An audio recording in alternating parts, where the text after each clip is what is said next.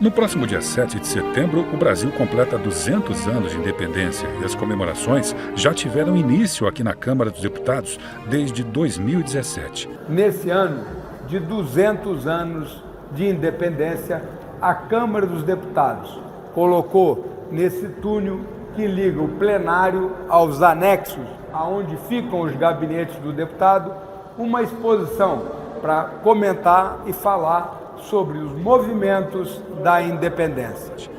Este ano, o bicentenário será lembrado com seminários, onde serão discutidos episódios da vida de alguns heróis da pátria, suas visões políticas, seus valores pessoais e a herança que deixaram. E projeção imersiva, com animações e personagens importantes dessa história. As exposições sobre a independência já podem ser visitadas. Poder, Parlamento e Governo no Brasil exibe livros e documentos do Centro de Documentação e Informação da Câmara e do Arquivo Nacional. O movimento da independência aqui aborda desde a transferência da corte portuguesa para o Brasil em 1808, quando deu início a esse processo emancipatório. Aqui aborda a vinda da família real para o Brasil em 1808, a transferência de riquezas para cá foram muito importantes, a abertura dos portos e a administração joanina foi fundamental. Passou a vigorar a plena equiparação e igualdade entre os dois reinos, ainda que permanecessem submetidos à mesma coroa. Nós tivemos, na Revolução do Porto, um movimento revolucionário em 1820 que visava terminar com o absolutismo régio por intermédio da convocação de cortes constituintes, o que vinha como objetivo a confecção de uma carta constitucional para a monarquia bragantina. Ajudou sobremaneira a dissolver o Reino Unido, levando o Brasil a se separar definitivamente de Portugal.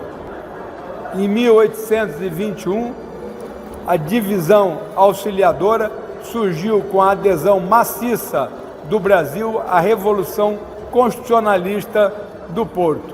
Depois nós tivemos as Cortes de Lisboa, foi uma consequência da eleição de deputados brasileiros em todo o Brasil para as Cortes de Lisboa.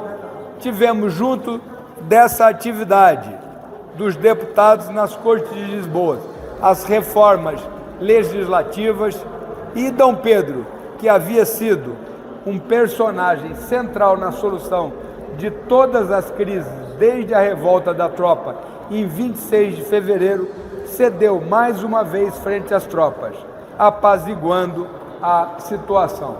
Aqui abordamos essa ida dos deputados brasileiros nas Cortes de Lisboa. Em 1822, a resistência brasileira frente às Cortes e colocou como nenhum outro ano, marcou tanto a história do Brasil e, por conseguinte, influenciou tanto o porvir da nação como o ano de 1822. Até então silenciosos, os brasileiros começaram a temer a direção que as Cortes ditavam para o Brasil e passaram a se manifestar, em especial dentro do Exército e na imprensa. Com efeito, Joaquim Gonçalves Ledo escrevia em 15 de setembro de 1821 no Reverbero Constitucional Fluminense: pertença à América e à Europa, e tudo irá bem. Aqui, o que na nossa história ficou caracterizado como o Dia do Fico, em que Dom Pedro deliberadamente desobedeceu ordens expressas vinda de Lisboa, que era para retornar, e ele permaneceu no Brasil. Ficou muito definido, muito marcado pela nossa história como o Dia do Fico. E aqui Dom Pedro, o príncipe real e herdeiro do Reino Unido, era quem mais teria a perder, mas teve uma influência muito grande a atuação de Dona Leopoldina. Aqui passamos, ele expressa a importância da administração de José de Bonifácio, que ocorreu após a expulsão das tropas portuguesas do Rio de Janeiro. Isso daí foi fundamental, foi um período de grande desenvolvimento para o nosso país. Esses marcos da independência aqui cria uma linha histórica deles, na qual, de 25 de março a 25 de abril, a viagem de Dom Pedro a Minas Gerais, havendo dissenso na Junta Governativa de Minas Gerais. Dom Pedro se desloca para lá com o objetivo de confirmar a adesão da província ao governo. E a viagem é um sucesso. 13 de maio, Dom Pedro aceita o título de defensor perpétuo do Brasil, que usará por toda a vida. No dia 3 de junho, Dom Pedro convoca a Assembleia Constituinte. 1º de agosto, data da publicação do manifesto aos povos brasileiros, esclarecendo os motivos que levaram Dom Pedro a desobedecer às cortes e permanecer no Brasil.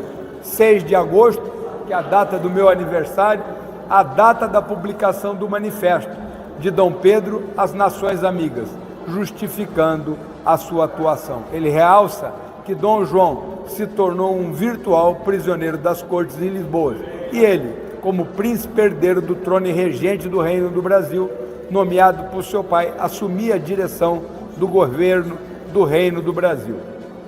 14 de agosto, Dom Pedro parte para São Paulo. 2 de setembro, reunião de Conselho do Estado, composto pelos ministros de Estado e procuradores das províncias do Brasil, presidido por Dona Leopoldina, que ficara como princesa regente do Brasil enquanto Dom Pedro estivesse viajando. E aqui a nossa independência ou morte, com um quadro muito característico dessa data. 7 de setembro, Dom Pedro se insurge contra o teor dos documentos lisboetas e dá o grito de independência, ou Ipiranga, como Dom Pedro escrevia. 12 de outubro, data aclamado imperador do Brasil, e Dom Pedro é consagrado e coroado como primeiro imperador do Brasil. E aí nós temos a consolidação da independência que ocorreu no Campo Limpo, aonde nós temos aí uma participação muito expressiva da Maria Quitéria. E a independência no campo diplomático, que era fundamental, também está expressa aqui nesse corredor. Nós celebramos os 200 anos de independência do nosso país. E vamos brigar sempre por ela, com liberdade, com direito aos direitos fundamentais, o que é necessário, o que está previsto na nossa Constituição. Felicidades a todos. As exposições do movimento da independência e poder, parlamento e governo no Brasil podem ser vistas na Câmara das 9 às 17 horas, com entrada franca.